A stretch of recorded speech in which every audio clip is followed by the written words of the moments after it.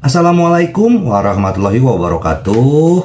Apa kabar sobat Sopter semuanya? Semoga kalian semua dalam keadaan sehat jasmani dan rohani, tidak kekurangan satu apapun. Jangan lupa untuk bantu Mimin tekan tombol like terlebih dahulu. Terima kasih. Lanjut. Bab 746-750. Setelah itu, Zhou Dongfang membawa keturunan langsung keluarga Zhou ke wilayah militer Jinling. Seseorang menghentikanku di pintu. Apa pekerjaanmu? Kamerat, izinkan saya memperkenalkan diri. Saya Zhou Dongfang, kepala keluarga Huahai Zhou. Saya di sini untuk bertemu Jenderal Kunlun. Zhou Dongfang tersenyum. Apa? Jenderal Kunlun? Penjaga di pintu tertegun. Bahkan mereka belum pernah bertemu Jenderal Kunlun. Anda hanya ingin bertemu Jenderal Kunlun. Selain itu, Jenderal Kunlun sangat dirahasiakan. Adakah yang bisa melihatnya, Kamerat? Apakah kamu di sini untuk mengolok-olokku? Tanya penjaga itu. Tidak, Kamerat. Tolong beritahu saya bahwa anggota keluarga Brigade Besi Yan Huang Jenderal Zhou Xiaolong telah meminta untuk bertemu dengan Dewa Perang Kunlun. Zhou Dongfang menjelaskan dengan cepat. Meskipun penjaga tidak mengenal Zhou Xiaolong, ekspresinya berubah setelah mendengar tentang Brigade Besi Yan Huang. Oke. Aku akan segera memberitahu dia, kalian tunggu sebentar. Melihat penjaga itu pergi, dia mengumumkan. Zhou Dongfang senang dan berkata dengan ekspresi bangga di wajahnya, lihat, paman ketujuh saya memang terkenal. Selama Anda memberitahu saya nama Anda, seseorang akan segera mengetahuinya. Haha, paman ketujuh saya luar biasa. He adalah harapan masa depan keluarga Zhou saya. Yang lain juga berkata. Karena Zhou Dongfang meminta untuk bertemu dengan Dewa Perang Kunlun. Sehingga berita tersebut dengan cepat sampai ke telinga Panglima Wilayah Militer Jinling Xiang Wenjun dan Wakil Panglima. Apakah kamu di sini untuk melihat Dewa Perang Kunlun? Siapa Zhou Xiaolong ini? Aku tidak tahu, semua orang tampak terkejut. Segera Long Ye dari Legiun Tianlong datang. Saya mengetahui bahwa Zhou Xiaolong ini hanyalah seorang prajurit kecil. Brigade Besi Yan Huang tidak memiliki jenderal seperti itu. Kata Long Ye, seorang prajurit kecil, bagaimana dia bisa menjadi tangan kanan Jenderal Kunlun? Xiang Wenjun menyipitkan matanya. Periksa resume keluarga Zhou untukku. Perintah Xiang Wenjun, segera, hasilnya ditemukan. Tapi itu mengejutkan semua orang yang hadir.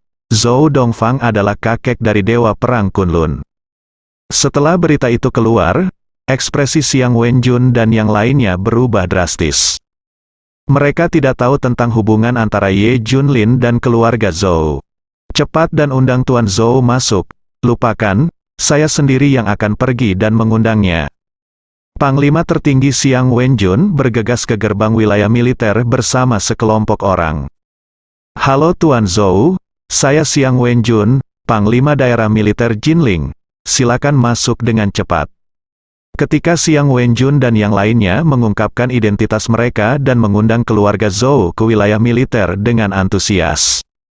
Semua orang di keluarga Zhou menunjukkan kegembiraan di wajah mereka. Keluarga Zhou mereka benar-benar akan bangkit, sebut saja nama Zhou Xiaolong. Panglima Daerah Militer Jinling Xiang Wenjun dan beberapa wakil panglima datang menyambutnya secara pribadi. Kartu ini terlalu kaya. Secara tidak langsung menjelaskan pentingnya Zhou Xiaolong di Brigade Besi Yan Huang. Pentingnya posisi tersebut membuat seluruh wilayah militer Jinling gemetar. Dia memang tangan kanan Jenderal Kunlun, mereka diundang masuk. Zhou Dongfang dipenuhi dengan kegembiraan, tetapi dia menahan emosinya. Keluarga Zhou saya mulai bangkit dari generasi ini. Di masa depan, keluarga kaya Tiongkok akan menjadi bagian dari keluarga Zhou saya. Anggota muda keluarga Zhou bahkan lebih bersemangat, wajah mereka memerah. Panglima tertinggi dan 3 wakil panglima secara pribadi keluar untuk menyambutnya. Seperti yang diketahui semua orang, semua ini karena wajah Ye Junlin. Kalau tidak, mereka bahkan tidak akan bisa memasuki gerbang wilayah militer. Mendengar bahwa Long Ye adalah pemimpin Brigade Besi Yan Huang, Zhou Dongfang tidak bisa tidak bertanya. Kolonel Long, saya ingin tahu bagaimana kinerja anak saya Zhou Xiaolong di Brigade Besi Yan Huang. Ini, Long Ye ragu. Ragu, Zhou Xiaolong hanyalah seorang prajurit. Bagaimana cara melakukannya? Namun menurut identitasnya, dia adalah paman dari Dewa Perang Kunlun. Pertunjukannya sangat bagus, dapat dikatakan bahwa dia adalah anggota penting dari Brigade Besi Yan Huang. Long Ye berkata dengan canggung. Adegan itu sama seperti ketika keluarga Zhao bertanya kepadanya tentang situasi Zhao Yuan. Hahaha, oke, bagus, aku sangat puas, Zhou Dongfang tertawa keras. Yang lainnya tampak aneh. Cucu Anda adalah Dewa Perang Tiongkok, apakah Anda merasa tidak puas? Aneh sekali, Zhou Dongfang dan rombongannya dibawa ke ruang resepsi. Semua diperlakukan pada tingkat tertinggi, Xiang Wenjun menemaninya sepanjang proses. Hal ini membuat Zhou Dongfang merasa senang. Semakin tinggi gajinya, semakin penting posisi Zhou Xiaolong. Orang ini sangat pandai menyembunyikan sesuatu. Dia seharusnya memberitahu kami identitasnya lebih awal. Zhou Dongfang bergumam pada dirinya sendiri. Tuan Zhou, daerah militer Jinling akan memberikan spanduk kepada keluarga Zhou. Seseorang, angkatlah, kata Xiang Wenjun. Tak lama kemudian, seseorang datang membawa panji. Ada 8 kata yang tersulam di atasnya, tiang negara, menteri yang melindungi negara. Melihat spanduk itu, semua orang di keluarga Zhou berdiri dengan semangat. Apakah ini untuk keluarga Zhou kita? Zhou Dongfang bertanya dengan penuh semangat. Qin Yuan telah memberinya spanduk sebelumnya. Tanpa diduga, daerah militer Jinling memberi saya sisi lain. Itu benar, semua orang mendengarkan perintah saya dan memberi hormat. Perintah Xiang Wenjun, semua yang hadir memberi hormat serempak. Xiang Wenjun berkata dengan penuh semangat, keluarga Zhou memiliki seorang putra yang baik yang melindungi keluarga dan negara.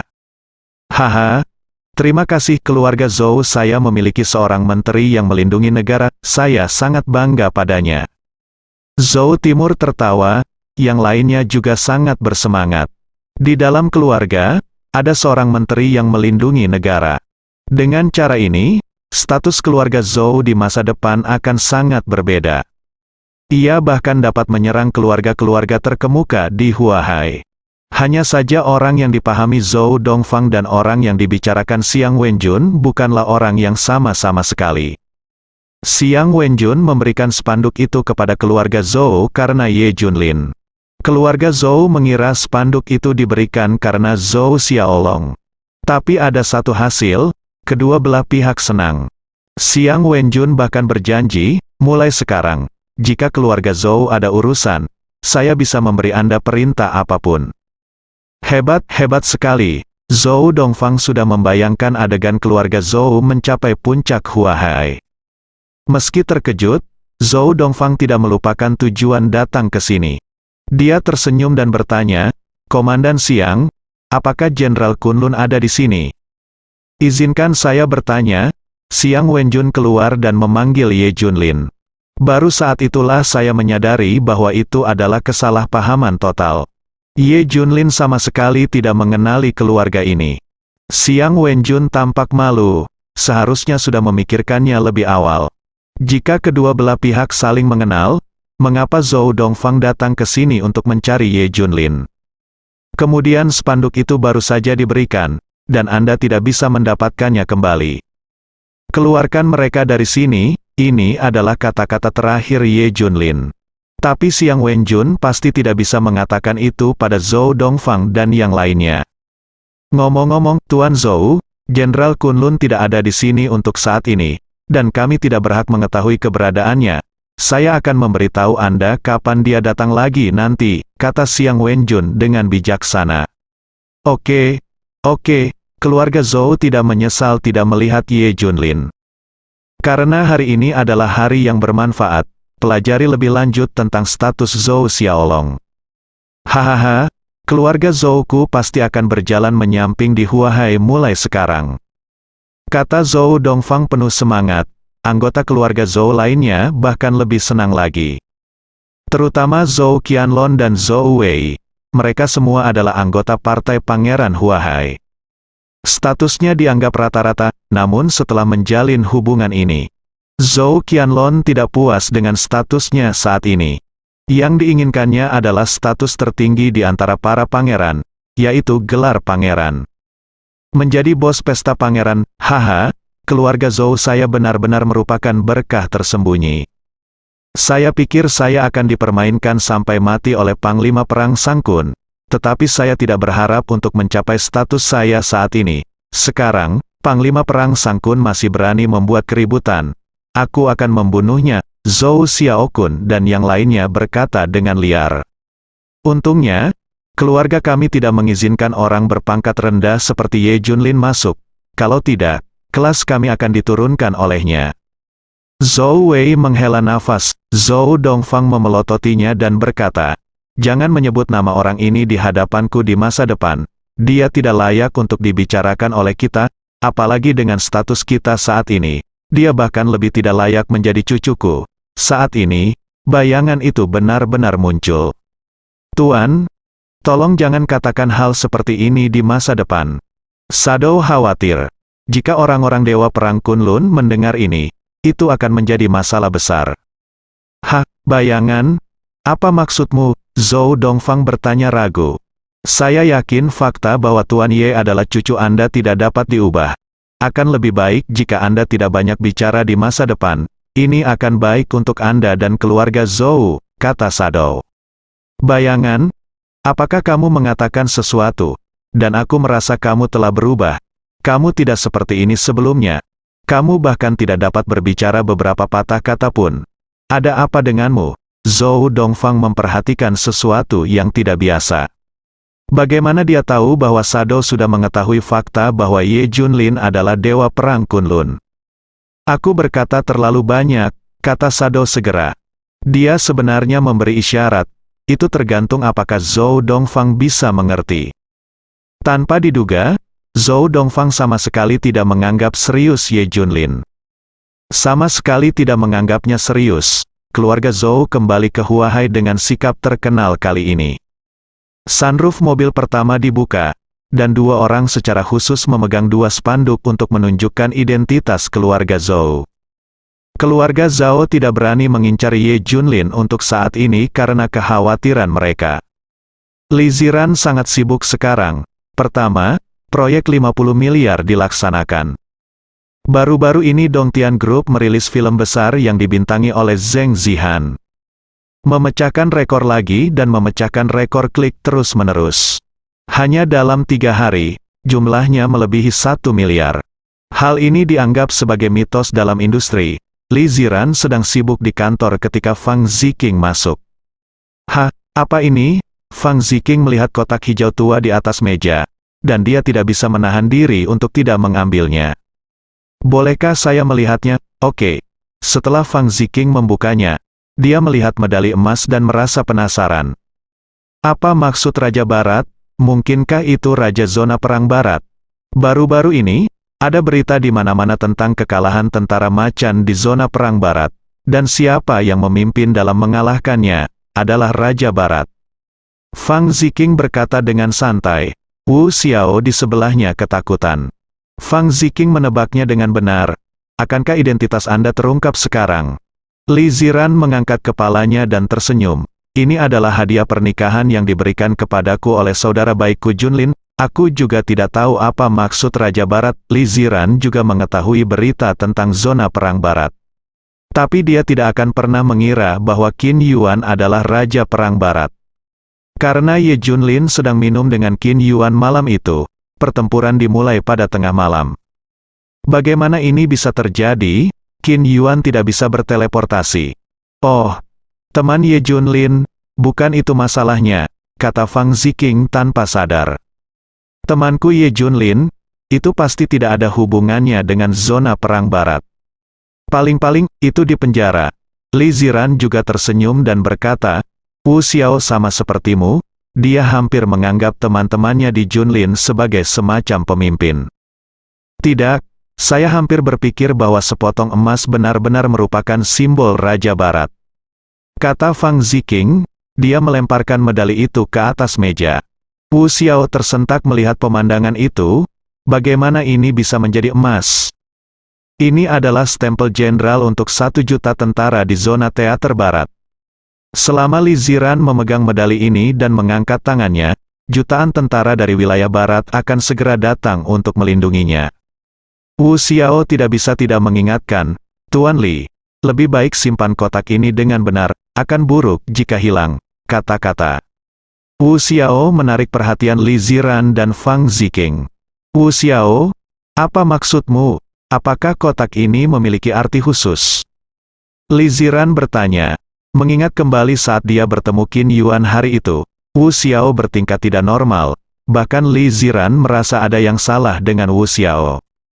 Ah, Tuan Li, menurut saya benda ini terlihat seperti medali militer.